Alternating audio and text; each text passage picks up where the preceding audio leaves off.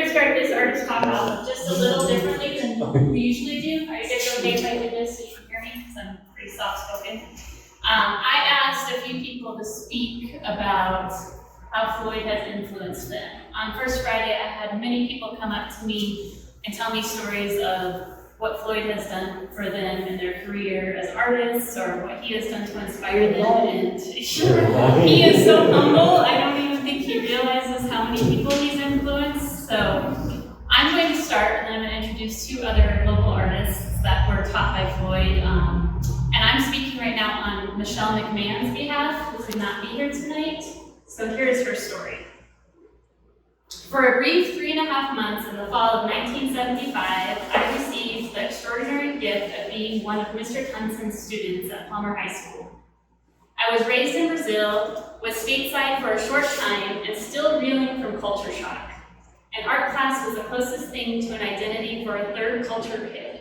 I was in awe of Mr. Tunson.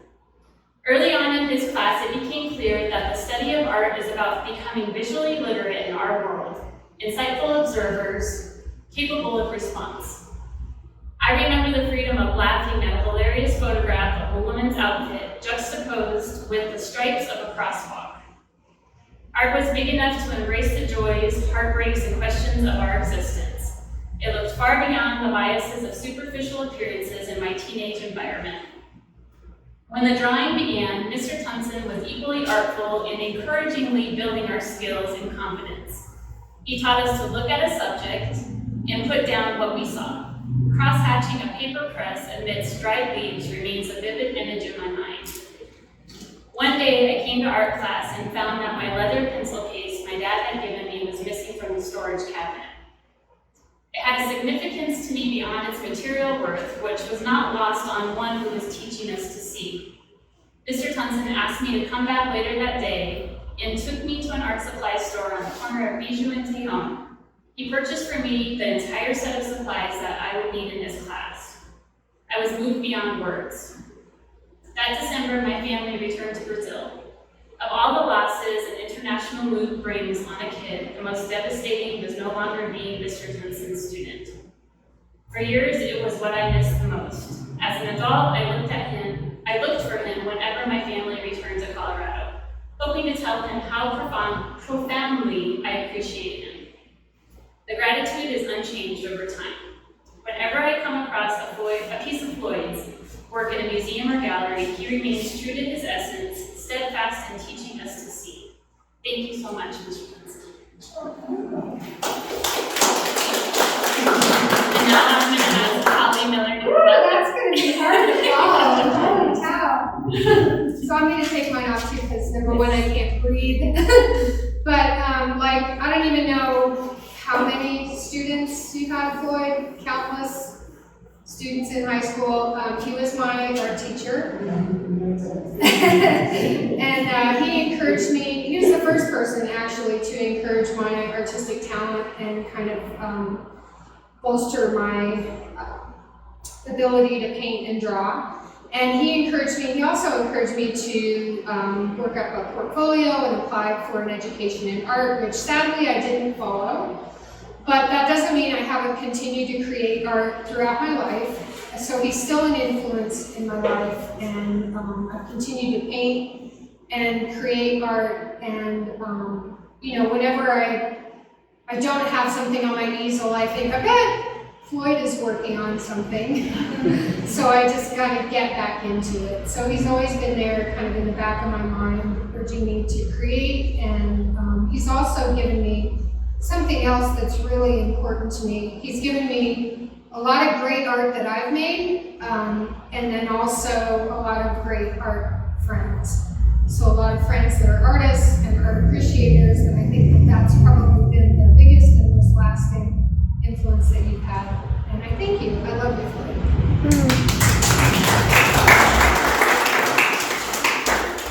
And now John Francis, if you would come up and say a few words. I had Floyd in the mid-90s. When I was in Floyd's art class in high school, we were encouraged to stretch our creativeness beyond the expected. My first acrylic painting was done in Floyd's class. He began by teaching us how to build our own stretcher bars with quarter round and 2x2. I was beyond excited to start. My first painting in Floyd's class was 3 feet by 4 feet. It was with his support and guidance I was able to accomplish this feat. And I remember taking another painting class at the Nevis Art Center for oil painting, and I brought another Floyd canvas that I had made, and the instructor was in awe of the size. And the teacher didn't think I was going to be able to finish, but I did. Not only did Floyd teach me about the fundamentals of art, he instilled in me the great love of pop art and inspired me to investigate artists like Basquiat. In high school, I was very involved in music. Floyd always encouraged me to put my music into my art. And 20 years later, I'm still putting my music in my art. So, thanks, Floyd. And now I would like to welcome Floyd up to speak. All right, everybody sacrificed their Wednesday evening to come out and see me. I appreciate everyone that took the time out to come here, majored their reservations, and got in the door. It's the greatest show on earth right now. At this moment, yes. I'd like to just give you a little introduction to this particular show, talking about echoes. Echoes, virtually, it means that you're going to have to bring something to the table yourself. I'm not going to tell you what the show is about, because that would be not apropos for the visuals. In other words, I don't like to verbalize a lot about what's visual. And I think most artists feel the same way. As a matter of fact, I deplore doing these artist talks. This is not my favorite thing to do, and I don't think most artists like to talk about their work. But since I am here, I will do that. What you have to do is probably find that little essence or that little stream of continuity in all these particular pieces in this whole show that really have something to do with Floyd Tunson. But we'll also convey to you that this is really only the tip of the iceberg, so you're not going to get a comprehensive look at Floyd Tunson, because when I have another show, it's not going to look anything like this, but even have these particular pieces in it. The synchrometers. Now, why do I call them synchrometers? Because I had to find my own identity for doing the mixed media pieces that Rauschenberg, Floyd D, and all those individuals that do those mixed media pieces have influenced me. Rauschenberg's, his are the combines. Floyd D, they just call them mixed media. I call them synchrometers. The term came from, my brother had like a 1959 Corvette when I was growing up. And the transmission was called, they had a synchromesh transmission, meaning that you could shift it if you wanted to, or you could put it in automatic and drive the car. When they had the big color day at East High School, I borrowed the car and took off for a couple of days and got in trouble because I was enthralled with that synchromesh transmission and just being in a convertible Corvette at that stage of my life. I was a teenager, so that's where the synchromesh name came from. But synchromesh basically means I'm taking disparate objects, debris, detritus, everything from my studio or what I actually collect, and then I try to bring some kind of aesthetic value to those things that they describe, basically. And you see an inkling of that. The little ones I find are harder to do than the large ones. For some reason, everybody thinks that the smaller you do something, the easier it is to do. And I would say the same thing for those paintings over there. No, you always encounter problems when you're pursuing any aspect of art. And it doesn't matter the size. Physically, it might be easier to do, but psychologically, and when you're actually contemplating what it is you're doing aesthetically, you still run into the same problems. It doesn't matter if it's this big or it fills up this whole room. You always encounter some kind of artistic problem. the geometric pieces behind me. Those are like extracted from a lot of abstracts that I have been doing where I would basically start with geometric designs and then I would do like the expressionist kind of overlay on top of that, combination of both of those things. Here I decided to just keep it just really stark geometric. And once again, these are this particular size, but I have some 5 foot by 7 foot that have that same motif, but quite different. Very expressive with the geometric designs that I'm having in another show. Oh, the red lining pieces. Oh, that's a tough one. If anybody doesn't know about red lining, I won't be the one to explain it to you because we could be here all night talking about red lining. But it's basically the U.S. government contributing to the segregation of our living spaces, and especially for minorities and especially for blacks. This particular piece back here probably will say more about it. As you can see, there's a dividing line just with the aesthetics of doing these in abstraction. This would be the part where you have industrial places, highways, all of that property where all the minorities have been segregated. Below that, you have the green, the blue, the healthy. That's where the red line comes in. Basically, redlining is precursor to gentrification. Once they redline the district, usually they push everybody out into other ghettos or other bad places, and they go in and redevelop there. And that's going on right now in Colorado Springs, probably every urban area you can think of. Gentrification is going on. And I do have some pieces called gentrification, and that's all they deal with. In the other room, we have some cyanotypes. Cyanotypes are like, they started off basically as blueprints. Way back in the 1800s, basically, those were blueprints that architects used. The chemistry is really simple. I didn't start doing cyanotypes until I first did what's known as gum prints or gum Arabic ammonia dichromate prints. And ammonia dichromate prints are far more complex than doing cyanotypes. They're also more expensive to do than cyanotypes.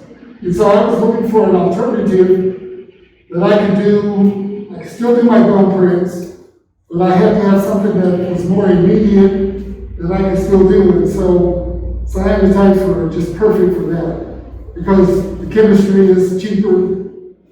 I can expose them on my roof in the sun, develop them in water. Now, most cyanotypes are really blue. And even when I'm doing that process, the real blue ones, the cyanotypes, I always put one of those aside. That's just blue, but that's not my favorite cyanotype to have. I basically try to get a blue-black or a blue-gray. And sometimes, with certain chemistry, you can even get them to look like a Van Dyke print or get them into the browns and just different values besides blue. But it's a wonderful process on rag paper, very simple to do. You can even, you don't even have to do your own chemistry. You can even buy the paper already prepared, a cyanotype. Basically, if you have a negative, or some people actually put objects on the paper, you can expose it, and you can use any light, basically, but I use the sun. And if you have a place to put it in water, you can do your own cyanotypes. It doesn't require the same aspects as, let's say, for a gum print. Those cyanotypes, I don't know, someone asked the question at LP why some images in cyanotypes, are certain images more apropos for cyanotypes than a gum print, or not really. because they all require an analog process of being able to have a negative. And you'll notice in there, the prints that were done like in the 70s, in the 80s, all the negatives were all like 8 by 10 negatives all sandwiched together and scotch taped together to get big negatives, because I couldn't afford to get big negatives, and they really didn't exist at that particular time. Then later on, the newer ones, it's just one sheet of like a 24 by 28 negative. But you have to go into the dark room, expose, develop, and so forth, to be able to do that. Now, I know there are digital negatives too, but that's not my ilk. I like to have the hands-on process of doing it myself. I really haven't gotten into digital negatives yet, but who knows? I might get tired of going in the dark room to do those negatives. And digital negatives might be the thing that I'll be doing most of it. The same thing when I was doing the redlining pieces. Basically, is experimenting. There's a lot of articles out now that artists hit their hot spot when they're experimenting. Probably every artist in here knows that, and those that are not artists. Basically, what happens is you try things.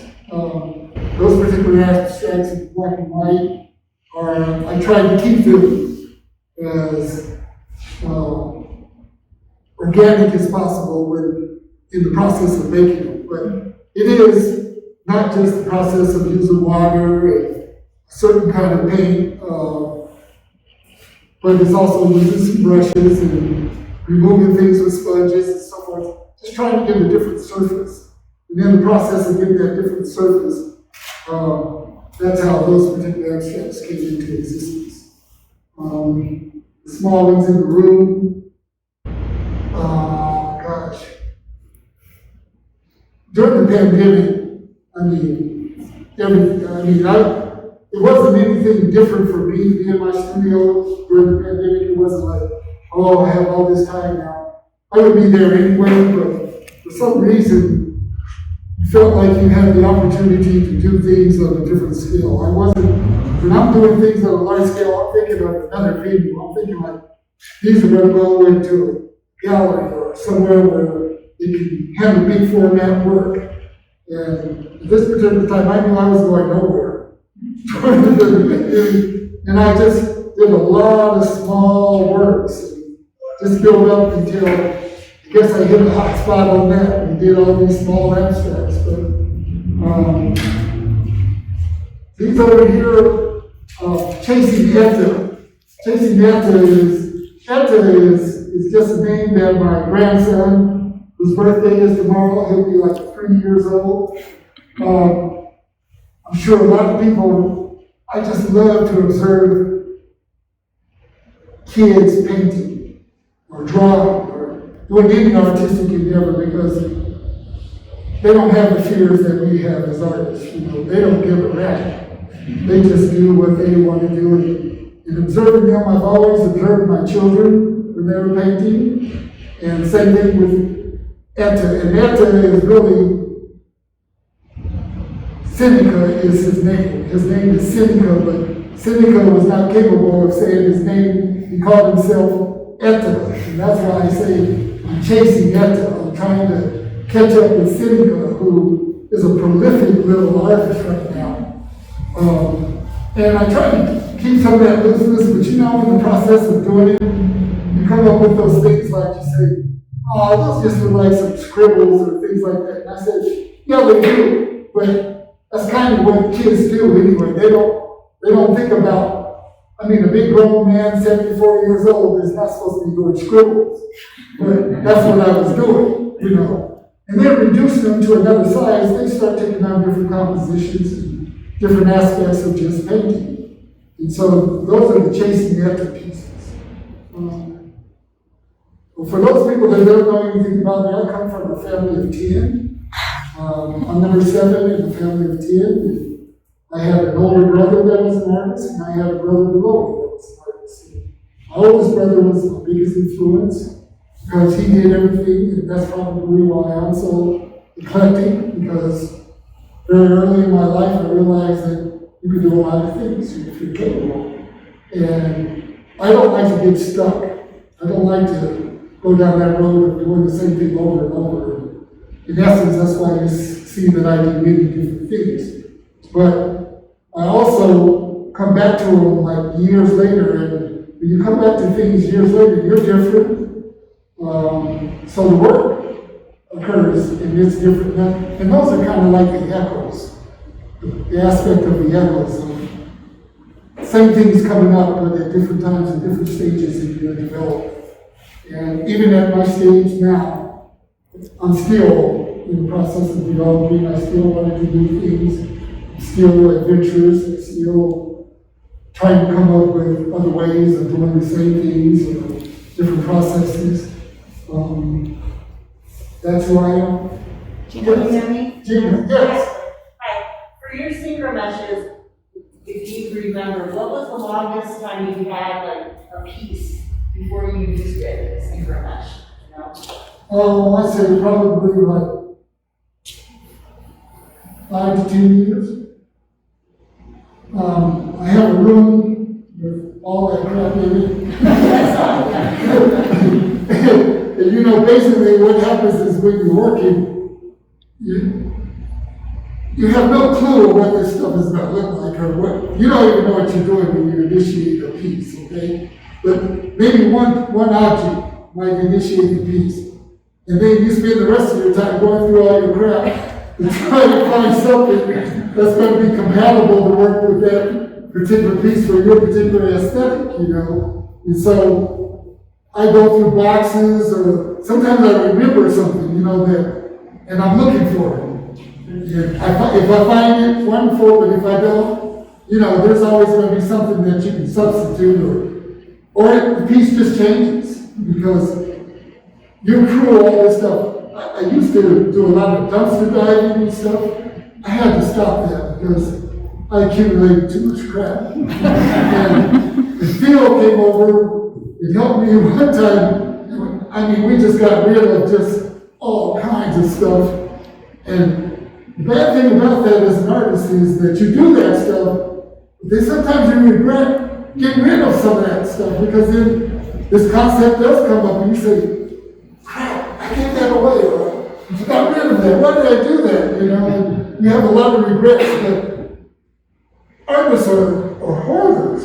You know, we got a whole bunch of stuff that we always think is going to be, well, that'll be wonderful in the piece, or I can use this, or I can use that. But there's plenty of stuff. I mean, I could be doing synchro meshes until I check out with it on a small scale. I don't do too many big ones anymore. I've kind of running out of storage.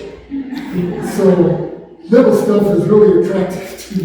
The junction. I mean, some things are just utilitarian, you know, it's just practical to do stuff. It has nothing artistic at all about it.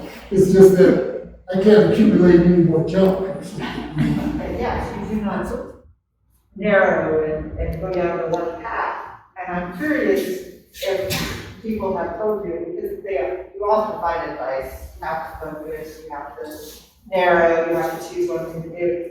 And presuming that someone at one point had the audacity to say that to you, what did you say in response? You know, that was said to me for a very long time, very much in my early part of my career.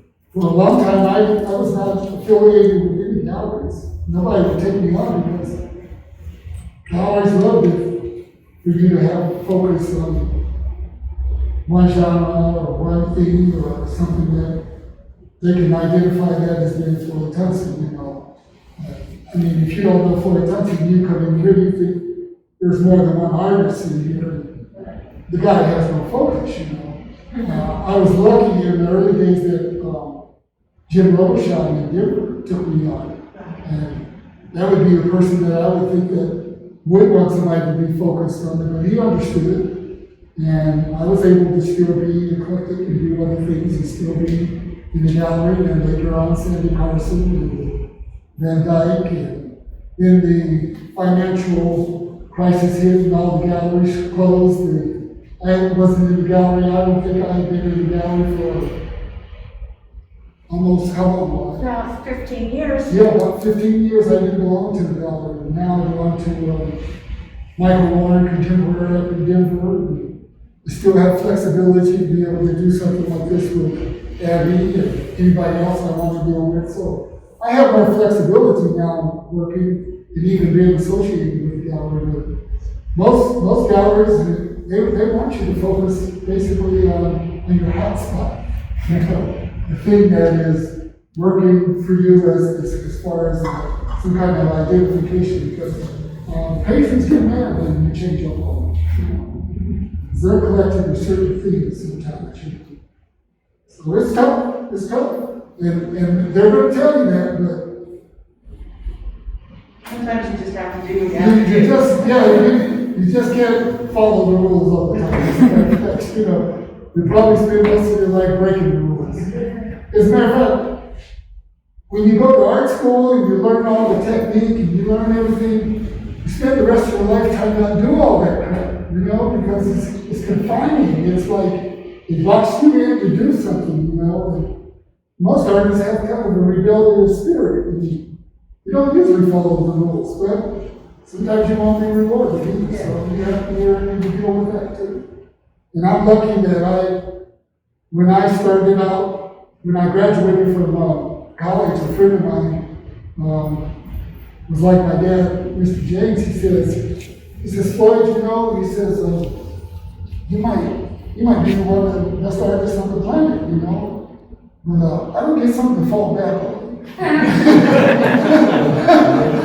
I said, that was the best advice he ever gave me, and that's why I taught for 30 years, because now it allows me to just do the art, but I did the art at the same time I was teaching. I had a horrendous schedule. I would go to school like at 7 in the morning and get off at like 2:30 or 3 o'clock, go home, take a nap until about 7 or 8 in the evening, go in the studio, go to bed about 1 or 2 o'clock in the morning. And I did that cycle for 30 years because I was not going to not do my art, but I also wanted to retire it so that I could have something to fall back on where if I'm not in the gallery, if I'm not getting extra money here and there, I still can do the art. That's my biggest incentive, is just to be able to do it. If I sell something and I make enough money, buy more supplies, or to upgrade something I've been working on for a long time, that is enough for me. I'm not trying to buy a Mercedes-Benz or anything like that. Most of my money goes back into perpetuating it so that I'm comfortable creating. I can buy supplies and so forth and do what I want to do. I don't like that pressure of having to do something for somebody else. So I'm kind of a free spirit. Yeah. You mentioned the influence of watching your grandson with these pieces. I was curious, the 30 years you talk about teaching the high school students, what were the things that you took away from those students that you feel like still is with you? I'm still taking stuff away from those students. Phil does sculpture that he shows me stuff. My friend Andy Gerardo is like, that's the person I go to when technically I need to know something, because I'm kind of like an analog man, I don't know a lot of crap. I don't have a lot of technical skills and stuff, but I'll go and have somebody who does that. A lot of them are ex-students that show me how to do things that are in the now time. I have to go to them for technical advice and so on. JD used to stretch my canvases down in my ears. When I was teaching, you're not teaching if you're not reciprocating or learning from your students. Your students teach you as much as you teach them. And I learned a lot from my students. I couldn't specifically tell you everything, but I know there's that relationship. You can't give this advice and show them stuff. They show you stuff, and that young spirit too, and that not having the inhibitions of someone who has pressures and stuff. They do things and you think like, I remember, I can give you one example. I had a student that we were doing photography. And she took her film and she developed it in Dectal. And, that was supposed to be used for, printing, doing the prints and stuff. And I was saying, why did you do that? But it was fine. And then I realized that, there's certain images that come out of the film if you use Dectal as opposed to D76 or Microdol X or something else, Students, just with their mistakes and with my own mistakes, when those are eradicated, you learn something. So my students taught me a lot. And they kept me on my toes. That's what students do. You gotta stay on top of it. Be able to teach. So it kept me fresh too. So I gained a lot from teaching. I have no regrets for doing that at all. And I feel very fortunate that I influenced some people to pursue creative endeavors.